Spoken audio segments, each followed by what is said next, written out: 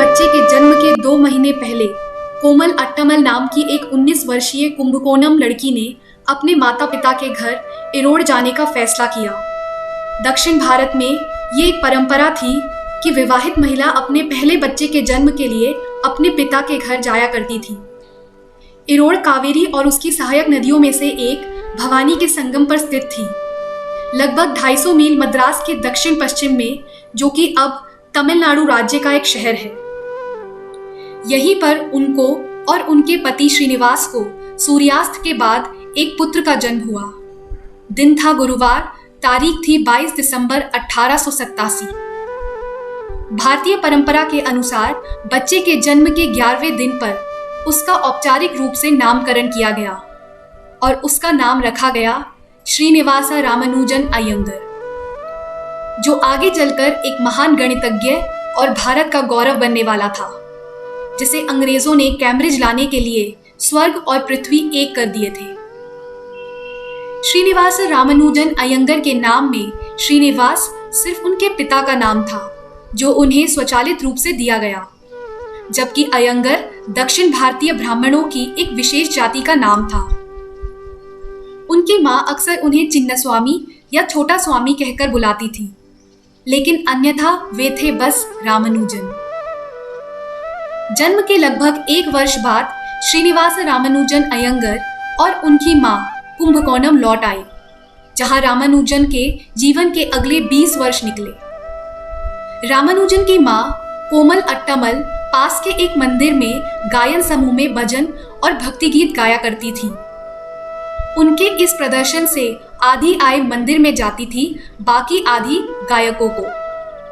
अपने पति के साथ मात्र 20 रुपए प्रति महीने में घर चलाने वाली कोमल अट्टमल के लिए इस तरह से कमाए गए 5 या 10 रुपए मायने रखते थे, इसलिए वह कभी भी मंदिर जाना नहीं चूकती थी। रामानुजन अपने माता पिता की इकलौती संतान नहीं थे। जब वे 1.5 वर्ष के थे, तब उनकी माता ने एक पुत्र साधगोपान को जन्म दिया। 3 महीने के बाद साधगोपान की मृत्यु हो गई। जब रामानुजन 6.5 वर्ष के थे, तब उनकी मां ने एक और बच्चे को जन्म दिया, शेषन, जिनकी मृत्यु भी वर्ष से पहले ही हो गई थी। बाद में रामानुजन के 2 भाई लक्ष्मी नरसिम्ह और तिरुनारायण, ये दोनों भाई रामानुजन की मृत्यु तक उनके साथ थे। रामानुजन ने जन्म के 3 साल तक शायद ही कोई बात की, जिससे उनकी मां बहुत चिंतित होकर उन्हें उनके नाना के घर ले गई। वहां अपने पिता के एक बुजुर्ग मित्र के आग्रह पर रामानुजन ने अक्षर अभ्यास का अनुष्ठान शुरू किया। जल्द ही रामानुजन का ना बोलने का डर दूर हो गया और उन्होंने तमिल वर्णमाला के व्यंजन स्वर को सीखना शुरू कर दिया। 1 अक्टूबर 1892 विजयदशमी वाले दिन उन्हें प्राचीन वैदिक मंत्रों को सीखने के लिए स्थानीय पियाल स्कूल में नामांकित किया गया। प्राचीन भारत में पियाल स्कूल वह स्कूल हुआ करते थे जहां आधा दर्जन विद्यार्थियों के साथ एक अध्यापक बरामदे जितनी जगह में वेद मंत्रों को पढ़ाना सिखाते थे। लेकिन 5 वर्षीय रामानुजन यह शिक्षा प्रणाली पसंद नहीं करते थे। उनके लिए स्कूल का मतलब अक्सर ज्ञान की चाबी नहीं, बल्कि बेड़ियों को फेंकना होता था। बचपन में ही वह इतना आत्मनिर्देशित थे, यानी कि सेल्फ डायरेक्टेड थे, कि जब तक वह किसी चीज को खुद से करने को तैयार ना हो, तब तक शायद ही उस काम को करते थे। वह एक शांत और विचारशील बच्चे रहे, लेकिन उन्हें खेलों में कोई दिलचस्पी नहीं थी, जिसके कारण अपने अधिकांश जीवन में वह मोटे रहे। शुरुआती 2 साल अपने नाना के घर पढ़ने के बाद वह अपनी मां के साथ अपने घर कुंभकोणम लौट आए। यहां आने के बाद उन्होंने कन्याम प्राइमरी स्कूल में दाखिला लिया। रामानुजन के पिता श्रीनिवास अयंगर, जो कि लगभग 5 वर्ष अपनी पत्नी से बड़े थे और एक साड़ी की दुकान में क्लर्क का काम किया करते थे, वह हमेशा ही दुकान पर व्यस्त रहे, जिसकी वजह से वह रामानुजन के प्रारंभिक जीवन से काफी हद तक अनुपस्थित रहे। इसीलिए मां कोमल अट्टमल का प्रभाव रामानुजन पर ज्यादा रहा। उनकी मां कोमल अट्टमल एक समझदार और सुसंस्कृत महिला थी। उनके परिवार में कई सदस्य संस्कृत के विद्वान रहे थे। मां कोमल अट्टमल के जीवन का प्राथमिक उद्देश्य उनका बड़ा होता हुआ बेटा चिन्नस्वामी था। माँ और बेटे का संबंध बहुत ही मजबूत था। कोमल अट्टमल रोज रामानुजन को दही और चावल, मसालेदार फल और सब्जियां खिलाती, दाल का सूप व अन्य खाने की चीजें परोसती थी। वह उनके बालों में कंघी करती, उनकी धोती बांधती, उनके माथे पर तिलक लगाती। वह उन्हें स्कूल ले जाती और वहां रामानुजन की संगत का भी ध्यान रखती थी कि कौन उनका दोस्त होना चाहिए। और जब उनको लगा कि रामानुजन को शादी करनी चाहिए तो बिना किसी के पूछे, यहाँ तक अपने पति श्रीनिवास से पूछे बिना ही उन्होंने रामानुजन के लिए पत्नी ढूंढी और शादी की व्यवस्था कर दी थी। वे धार्मिक होने के साथ साथ बहुत आध्यात्मिक भी थी, यानी कि स्पिरिचुअल। साथ ही साथ उन्होंने ज्योतिष और हस्तरेखा शास्त्र भी पढ़ा था। उनके होठों पर हमेशा उनकी कुल देवी नम्मागिरी का नाम रहता था। अपनी मां से रामानुजन ने इस परंपरा को सीखा, जाति के सिद्धांतों में महारत हासिल की, पुराणों को सीखा। उन्होंने धार्मिक गीत, गान, पूजा और भक्ति में शामिल होना सीखा। मंदिर में सही खाना खाना और गलत खाना छोड़ना सीखा। संक्षेप में, एक अच्छा ब्राह्मण लड़के बनने के लिए उन्हें क्या करना चाहिए और क्या नहीं करना चाहिए, ये सब उन्होंने अपनी माँ से सीखा। रामानुजन अपनी पूरी जिंदगी में एक शुद्ध शाकाहारी रहे। नवंबर 1897 में केवल 10 साल की उम्र में रामानुजन ने अपनी प्राथमिक परीक्षा उत्तीर्ण की। अंग्रेजी, तमिल, अंकगणित और भूगोल में जिले में प्रथम स्थान प्राप्त किया और उसके बाद उन्होंने अंग्रेजी भाषा के हाई स्कूल टाउन हाई में दाखिला लिया। रामानुजन के घर के लगभग 5 मिनट की पैदल की दूरी पर ही था ये स्कूल। इस स्कूल में कुंभकोणम के सबसे होशियार बच्चे पढ़ने आते थे, जो आगे जाकर कॉलेजेस और यूनिवर्सिटी में दाखिला लेते थे। रामानुजन यहाँ 6 साल पढ़े। 13 वर्ष का होने तक रामानुजन ने एडवांस मैथमेटिक्स पर लिखी किताब एस.एल. लूनी ट्रिग्नोमेट्री में महारत हासिल कर ली थी। वह परीक्षा को आधे आवंटित समय में समाप्त कर देते थे। वह अपने से 2 साल बड़े सहपाठियों की मैथ्स की प्रॉब्लम एक नज़र में हल कर देते थे। महज 14 साल की उम्र में रामानुजन अपने स्कूल की एक प्रसिद्ध हस्ती बन चुके थे। जितने वर्ष वह इस स्कूल में रहे, हमेशा मेरिट लिस्ट में रहे। साथ ही साथ इंग्लिश पोएट्री में भी कई इनाम हासिल किए। आखिरकार 1904 में एक समारोह में जब रामानुजन को गणित के लिए के रंगनाथ राव पुरस्कार से सम्मानित किया जा रहा था, तब प्रधान अध्यापक कृष्णस्वामी अय्यर ने उन्हें एक ऐसे छात्र के रूप में दर्शकों के सामने पेश किया। उन्होंने कहा कि रामानुजन अधिकतम संभव अंक से अधिक योग्य रखते हैं। 1903 में टाउन हाई स्कूल छोड़ने से कुछ महीनों पहले रामानुजन के हाथ में आई एक किताब, जिसके शीर्षक से पता चलता है कि उसने रामानुजन के दिमाग पर पकड़ बना ली थी। वह किताब थी a synopsis of elementary results in pure and applied mathematics, जिसके लेखकार थे G.S. कार। ये पुस्तक 5000 या उससे ज्यादा समीकरणों यानी कि मैथमेटिकल फॉर्मूलाज और इक्वेशन का संकलन थी। इस पुस्तक ने रामानुजन के बौद्धिक गतिविधि को प्रज्वलित कर दिया था। 1904 में कैर की इस पुस्तक की खोज के तुरंत बाद रामानुजन ने हाई स्कूल से स्नातक की उपाधि प्राप्त की और उनके हाई स्कूल की उपलब्धियों की वजह से छात्रवृत्ति के साथ कुंभकोणम के सरकारी कॉलेज में प्रवेश किया। लेकिन कॉलेज में आने के बाद रामानुजन सिर्फ गणित के हो गए थे। दूसरे विषयों से उनकी रुचि खत्म हो गई थी। अगले ही साल इंग्लिश कॉम्पोजिशन में फेल होने के कारण उनसे उनकी स्कॉलरशिप वापस ले ली गई थी। घर में पैसे न होने और स्कॉलरशिप चले जाने के कारण रामानुजन ने सभी विषयों में रुचि दिखानी शुरू की, पर वह इसे ज्यादा दिनों तक न झेल पाए और 17 साल के रामानुजन ने 1905 में घर छोड़ दिया। इसके बाद रामानुजन ने पचैयप्पा कॉलेज मद्रास में 1906 और 1907 में फिर से परीक्षा दी, पर यहाँ भी गणित को छोड़कर वे सभी विषयों में फेल हुए, जिस कारण उन्हें उच्च शिक्षा के लिए कहीं दाखिला नहीं मिल सका। घर के आर्थिक हालत ठीक न होने के कारण रामानुजन ने ट्यूशन लेना शुरू किया, पर बाहरी दुनिया के लिए वह एक असफल आदमी थे, जिनके पास ना तो डिग्री थी और ना ही नौकरी। 1908 में रामानुजन की मां ने उनका विवाह एक 9 वर्षीय लड़की जानकी से करवाने का फैसला लिया। यह फैसला अकेला कोमल अट्टमल ने लिया था बिना रामानुजन के पिता से पूछे। रामानुजन के पिता इस शादी के खिलाफ थे। उनका मानना था कि रामानुजन की इतनी जल्दी शादी करवा के वो उसे भटका देंगे, पर कोमल अट्टमल के आगे उनकी एक नहीं चली और 14 जुलाई 1909 बिना रामानुजन के पिता के वह रामानुजन का विवाह करके घर की बहू ले आई। जानकी की उम्र कम होने के कारण उन्हें शुरू के 3 वर्ष तक अपने मायके ही रहना था, जहां वह अपनी मां के साथ रसोई के काम करना, खाना बनाना और घरेलू काम सीखती, ताकि आगे जाकर वह अपना वैवाहिक जीवन का अच्छे से निर्वाह कर सकती।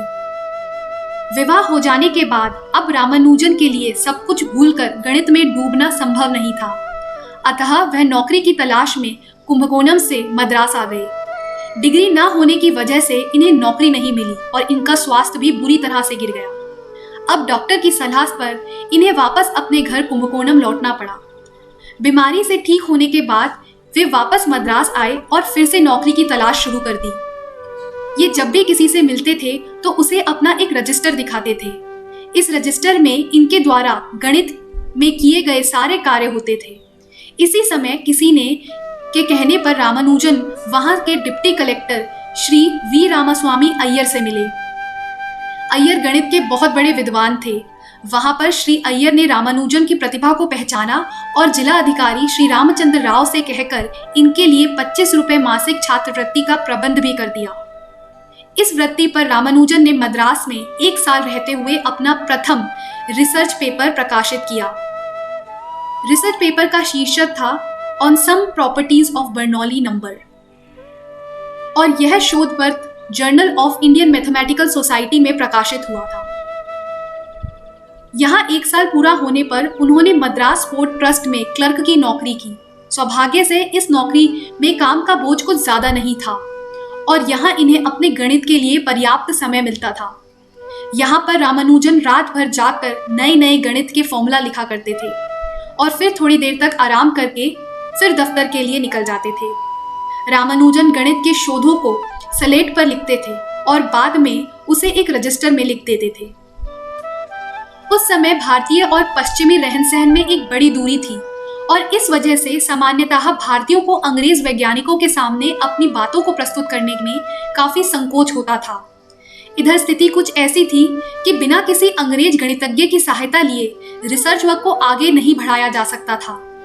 इस समय रामानुजन के पुराने शुभचिंतक इनके काम आए और इन लोगों ने रामानुजन द्वारा किए गए कार्यों को लंदन के प्रसिद्ध गणितज्ञों के पास भेजा, पर यहाँ इन्हें कुछ विशेष सहायता नहीं मिली। लेकिन एक लाभ यह हुआ कि लोग रामानुजन को थोड़ा बहुत जानने लगे थे। इसी समय रामानुजन ने अपने संख्या सिद्धांत यानी नंबर थ्योरी के कुछ फॉर्मूले प्रोफेसर शेषु अय्यर को दिखाए, तो उनका ध्यान लंदन के ही प्रोफेसर हार्डी की तरफ गया। प्रोफेसर हार्डी उस समय के विश्व के प्रसिद्ध गणितज्ञों में से एक थे और अपने सख्त स्वभाव और अनुशासन प्रियता के कारण जाना जाते थे। प्रोफेसर हार्डी के रिसर्च वर्क को पढ़ने के बाद रामानुजन ने बताया कि उन्होंने प्रोफेसर हार्डी के एक अनआंसर्ड प्रश्न का उत्तर खोज लिया है। अब रामानुजन का प्रोफेसर हार्डी से पत्र लिखना आरंभ हुआ। अब यहाँ से रामानुजन के जीवन में एक नए युग की शुरुआत हुई, जिसमें प्रोफेसर हार्डी की बहुत बड़ी भूमिका थी। दूसरे शब्दों में कहा जाए तो जिस तरह से एक जौहरी हीरे को पहचाना करता है, उसी तरह रामानुजन के जीवन में वह जौहरी हार्डी थे। प्रोफेसर हार्डी आजीवन रामानुजन की प्रतिभा और जीवन दर्शन के प्रशंसक रहे। रामानुजन और प्रोफेसर हार्डी की यह मित्रता दोनों के लिए ही लाभदायक सिद्ध हुई। एक तरह से देखा जाए तो दोनों ने एक दूसरे के लिए काम किया। प्रोफेसर हार्डी ने उस समय के विभिन्न प्रतिभाशाली व्यक्तियों को 100 के पैमाने पर आंका था। अधिकांश गणितज्ञों को उन्होंने 100 में से 35 अंक दिए और कुछ विशिष्ट व्यक्तियों को 60 अंक दिए, लेकिन उन्होंने रामानुजन को 100 में पूरे 100 अंक दिए थे। आरंभ में रामानुजन ने जब अपने किए गए रिसर्च को प्रोफेसर हार्डिंग के पास भेजा तो पहले उन्हें भी पूरी तरह से समझ न आया। जब उन्होंने अपने मित्र गणितज्ञों से सलाह ली तो वह इस निष्कर्ष पर पहुंचे कि रामानुजन गणित के क्षेत्र में एक दुर्लभ व्यक्तित्व है और इनके द्वारा किए गए कार्यों को ठीक से समझने और उसमें आगे शोध के लिए इन्हें इंग्लैंड आना चाहिए। अतः रामानुजन को कैम्ब्रिज आने के लिए आमंत्रित किया। कुछ व्यक्तिगत कारणों और धन की कमी के कारण रामानुजन ने प्रोफेसर हार्डी के कैम्ब्रिज के आमंत्रण को अस्वीकार कर दिया।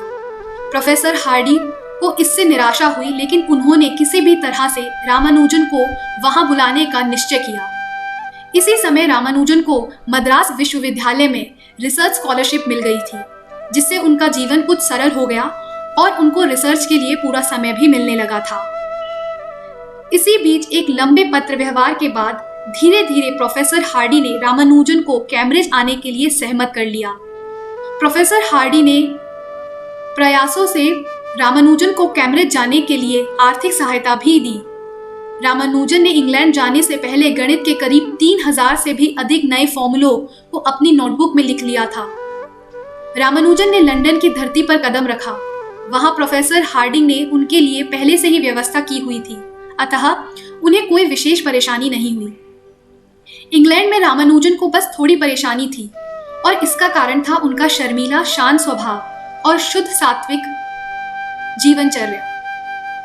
अपने पूरे इंग्लैंड प्रवास में वे ज्यादातर अपना भोजन स्वयं बनाते थे।